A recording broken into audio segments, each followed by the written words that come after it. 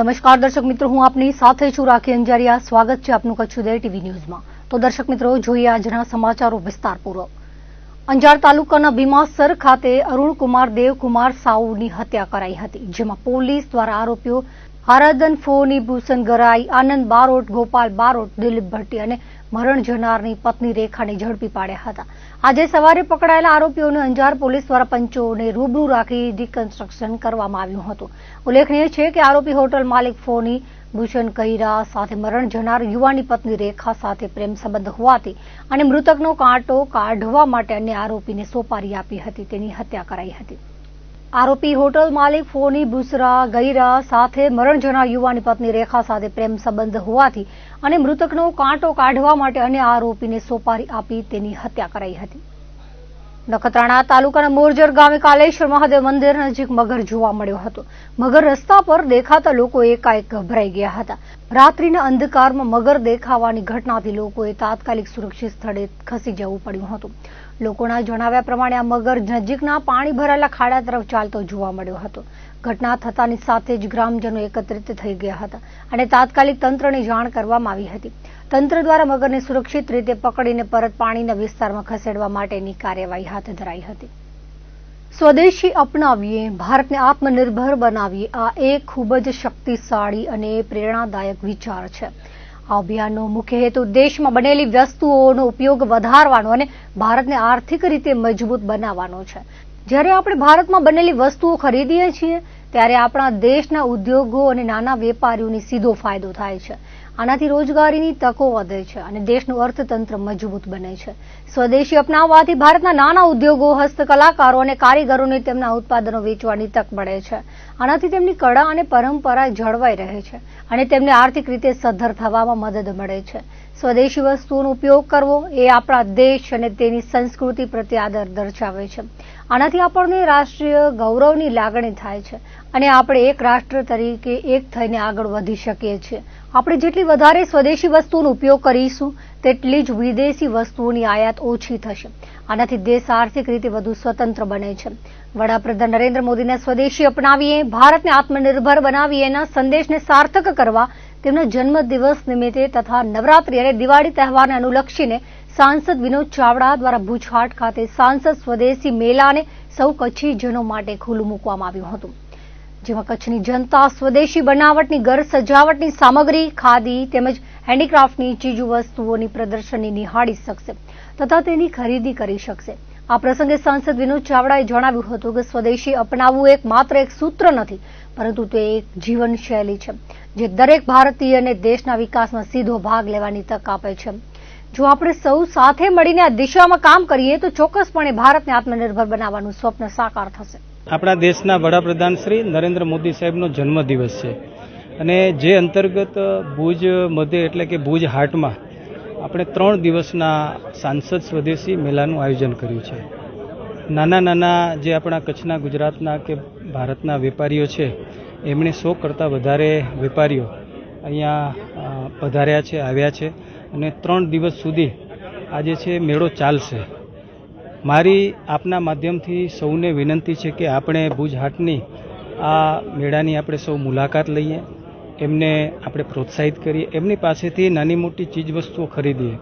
નવરાત્રિ અને દિવાળી જેવા તહેવાર આવે છે એના પહેલાં ઘણી બધી જે ચીજવસ્તુની ખરીદી આપણે કરતા હોઈએ તો આ બધી જ સ્વદેશી ચીજવસ્તુ છે જે આપણા દેશના વડાપ્રધાન શ્રી મોદી સાહેબે આપણને બધાને પહેલ કરી છે અને જેના ભાગરૂપે પણ આજે મને વિચાર આવ્યો અને 3 દિવસ માટે 17, 18 અને 19 તારીખ સુધી સવારથી કરી અને સાંજ સુધી આ ચાલશે. સાથે સાથે એક દિવસ સાંસ્કૃતિક કાર્યક્રમ છે, એક દિવસ સ્વદેશી નાટક પણ રાખ્યું છે અને એક દિવસ સંગીતનો કાર્યક્રમ પણ રાખ્યો છે.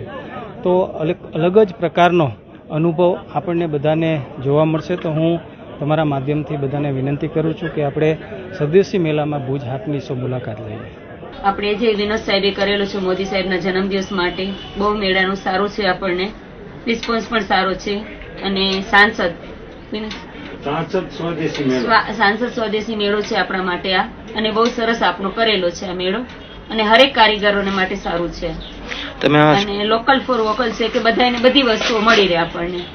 મારા કને ચણિયા ચોરી છે, હમણાં તો નાના અમે એક શોર્ટ્સ ને એ બધું પણ બનાવ્યા છે કે નાના છોકરાઓ એનું કરી શકે. માથાની કેપ છે અને ચણિયાચોરીમાં હરેક આઈટમ છે, બ્લાઉઝ છે, કમખા છે કે આપણે જે અહીંયાના જ આપણે પહેરવેશ પહેરીને લોકો રમી શકે અને એનો ઉપયોગ કરી શકે. ખાસ સ્વસ્થ નારી સશક્ત પરિવાર પખવાડિયુંની ઉજવણી અંતર્ગત મહિલાઓ અને બાળકોને વિવિધ આરોગ્યલક્ષી સેવાઓ તેમજ રસીકરણ સુવિધાઓ પૂરી પાડવાનો સરકારનો ઉદ્દેશ્ય છે. ત્યારે કચ્છમાં આયુષ્યમાન આરોગ્ય મંદિરો, પ્રાથમિક આરોગ્ય કેન્દ્રો, શહેરી આયુષ્યમાન આરોગ્ય મંદિરો, સામૂહિક આરોગ્ય કેન્દ્રો, જિલ્લા હોસ્પિટલો ખાતે આરોગ્ય શિબિરોનું આયોજન કરવામાં આવ્યું હતું. જિલ્લા હોસ્પિટલો, ડોક્ટર્સ તેમજ નિષ્ણાંતો દ્વારા માર્ગદર્શન આપવામાં આવ્યું હતું. આ સાથે જ ખાંડ અને તેલનો 10% ઘટાડો કરી સ્થૂળતા ઓછી કરવી, સ્થાનિક તથા પ્રાદેશિક ખોરાકનો પ્રચાર પ્રસાર, બાળપણથી જ પોષણ તથા યોગ્ય ખાવા પીવાની રીતો અપનાવી, માસિક સ્વચ્છતા તથા પોષણ અંગે જાગૃતિ, ટેક હોમ રેશનની વિતરણ કરી તંદુરસ્ત જીવનશૈલી વિશે લાભાર્થીઓને માહિતગાર કરવામાં આવ્યા હતા. નાગરિકોની સક્રિય ભાગીદારી થકી બ્લડ ડોનેશન કેમ્પો, નિક્ષય મિત્ર સ્વયંસેવક નોંધણી, અંગદાન નોંધણીની કામગીરીનો પણ સમાવેશ કરાયો હતો. સમગ્ર કચ્છમાં સ્વસ્થ નારી સશક્ત પરિવાર પખવાડિયાના પ્રથમ દિવસે 539 મેડિકલ કેમ્પ યોજાયા હતા, જેમાં અંદાજે મહિલા, બાળકો, તરુણીઓ સહિતના 13,210 લાભાર્થીઓની આરોગ્ય ચકાસણી કરવામાં આવી હતી, જેમાં ગાયનોકોલોજીસ્ટ, પીડિયાટ્રિશિયન, ફિઝિશિયન હાજર રહી કેમ્પમાં સેવા આપી હતી, જેમાં લોહીની તપાસ, ઇમ્યુનાઇઝેશન, સગર્ભાઓની તપાસ, હાઇપરટેન્શન, ડાયાબિટીસ, ટીબીની તપાસ, સિકલ સેલ તપાસ, સર્વાઇકલ કેન્સર, બ્રેસ્ટ કેન્સર વગેરે રોગોની તપાસ કરવામાં આવી હતી. ભારત સરકાર દ્વારા 2 ઓક્ટોબરના મહાત્મા ગાંધીજીની જન્મ જયંતિ નિમિત્તે સમગ્ર ભારતમાં સ્વચ્છતા માટેના જન આંદોલનની ઉજવણીનું આહવાન કરવામાં આવ્યું છે. આ વર્ષે સ્વચ્છ ભારત મિશનના 11 વર્ષની ઉજવણીના ભાગરૂપે સ્વચ્છતા હી સેવા 2025ને સ્વચ્છોત્સવ તરીકે ઉજવવાનું આયોજન કરવામાં આવ્યું છે. સ્વચ્છ ભારત દિવસની ઉજવણીના ભાગરૂપે ભારત સરકાર દ્વારા સ્વચ્છ ભારત મિશન 17 સપ્ટેમ્બરથી 2 ઓક્ટોબર સુધી ઉજવણી કરાશે, જે અંતર્ગત વિવિધ કાર્યક્રમો સહિત સફાઈ ઝુંબેશનું આયોજન કરાયું છે.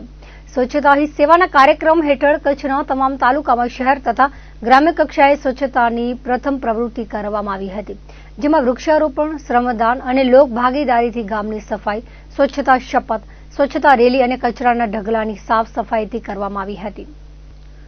ભુજ તાલુકાના ઢોરી ગામે કચ્છના સાંસદ વિનોદ ચાવડાની ઉપસ્થિતિમાં આરોગ્ય વિભાગ દ્વારા સ્વસ્થ નારી સશક્ત પરિવાર અભિયાન અને પોષણ માસ તથા જિલ્લા ગ્રામ વિકાસ એજન્સી દ્વારા સ્વચ્છોત્સવનો શુભારંભ કરવામાં આવ્યો હતો.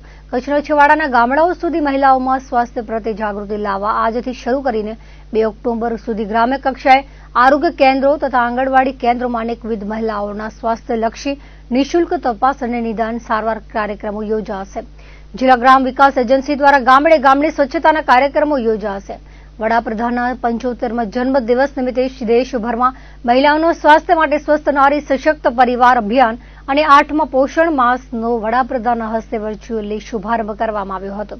વર્ચ્યુઅલી અભિયાનનો પ્રારંભ કરાવતા વડાપ્રધાને જણાવ્યું હતું કે રાષ્ટ્રની પ્રગતિનો મુખ્ય આધાર મહિલાઓ છે, ત્યારે આપણે સૌએ મહિલાઓના સ્વાસ્થ્ય પ્રત્યે જાગૃત બનવું જરૂરી છે.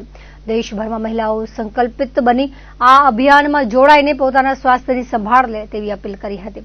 ઢોરીના કાર્યક્રમમાં વિનોદ ચાવડાએ જણાવ્યું હતું કે સ્વદેશી વસ્તુઓનો ઉપયોગ, સ્વચ્છતા પ્રત્યે સજાગતા જેવા સંકલ્પોને કચ્છના છેવાડાના ગામે પૂરા કર્યા છે. કચ્છનું ઢોરી ગામ એ સ્વદેશી વસ્તુઓ માટેનું રોલ મોડલ છે, ત્યારે સ્વદેશી વસ્તુઓ અપનાવીએ અને તેને વિદેશ સુધી પહોંચાડવામાં સહભાગી બનીએ. વડાપ્રધાન અને મુખ્યમંત્રી હંમેશા મહિલાઓ પ્રત્યે ચિંતિત રહ્યા છે. પરિવાર અને રાષ્ટ્રને સશક્ત બનાવવા માટે મહિલાઓના સ્વાસ્થ્ય પ્રત્યે વધુ સજાગ બનવું પડશે. ત્યારે સ્વસ્થ નારી સશક્ત પરિવાર અભિયાન અંતર્ગત ખરા અર્થમાં દેશના વિકાસમાં સહભાગી બનવા જણાવાયું હતું. વડાપ્રધાનના 75મા જન્મદિવસની તેઓએ શુભેચ્છા પાઠવી સ્વદેશી વસ્તુઓના ઉપયોગનો આગ્રહ રાખ્યો હતો. મહાનુભાવોના હસ્તે વૃક્ષારોપણ કરવામાં આવ્યું હતું અને મહિલાઓને પોષણ આહારની કીટનું પણ વિતરણ કરવામાં આવ્યું હતું. અંજાર તાલુકાના દુધઈ સામૂહિક આરોગ્ય કેન્દ્ર ખાતે કચ્છ જિલ્લા પંચાયતના પ્રમુખ જનકસિંહ જાડેજાના અધ્યક્ષસ્થાને સ્વસ્થ નારી સશક્ત પરિવાર અભિયાન, પોષણ માસ અને સ્વચ્છોત્સવનો કાર્યક્રમ યોજાયો હતો. 17 સપ્ટેમ્બરથી 2 ઓક્ટોબર 2025 સુધી સ્વચ્છતા સેવા પખવાડિયાનું આયોજન કરાયું છે, જે નિમિત્તે એક સ્વચ્છતા રેલીના કાર્યક્રમનું અંજાર નગરપાલિકા દ્વારા કરવામાં આવ્યું હતું. સવારે ગંગાનાકા ખેતી ગેટથી દેવળિયા નાકા સુધી ધારાસભ્ય ત્રિકમભાઈ છાંગાની પ્રેરક ઉપસ્થિતિમાં રેલી પસાર થઈ હતી, જેને ધારાસભ્ય ત્રિકમભાઈ છાંગા અને નગરપાલિકાના પ્રમુખ વૈભવ કોટરાણી પ્રસ્થાન કરાવ્યું હતું.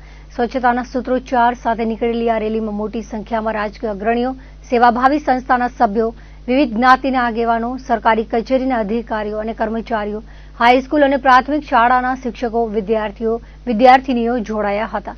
આ સ્વચ્છતા રેલી ગર્લ્સ હાઈસ્કૂલ પાસે આવેલ પંડિત દીનદયાળ ઉપાધ્યાયજી સર્કલ પહોંચી હતી, જ્યાં તેમની પ્રતિમાને ઉપસ્થિત સૌ મહાનુભાવોએ હારારોપણ કર્યું હતું. તેમજ ઉપસ્થિત સૌને શહેર ભાજપ મહામંત્રી અશ્વિન સોરઠિયાએ સ્વચ્છતાના નિયમોના પાલન અંગે શપથ લેવડાવ્યા હતા. વડાપ્રધાન નરેન્દ્ર મોદીના જન્મદિવસ નિમિત્તે રાપર શહેર ભાજપ દ્વારા સેવા પખવાડિયાની ઉજવણી કરાઈ હતી. ઇન્ચાર્જ ગુમાન સિસોડા, મદદનીશ ઇન્ચાર્જ નિલેશ માલી, લાલજી આહિરના વડપણ હેઠળ રાપર ગ્રામ્ય સેવા સંગઠનના દિવ્યાંગોને નાસ્તાનું વિતરણ કરાયું હતું. ઉપરાંત અયોધ્યાપુરી પ્રાથમિક શાળામાં જન્મદિવસ નિમિત્તે ભોજનનું આયોજન કરવામાં આવ્યું હતું, જેમાં વિદ્યાર્થીઓએ તિથિ ભોજનનો લાભ લીધો હતો. સમગ્ર કાર્યક્રમ દરમિયાન હોદ્દેદારો, કાર્યકરો સહિતના આગેવાનો ઉપસ્થિત રહ્યા હતા.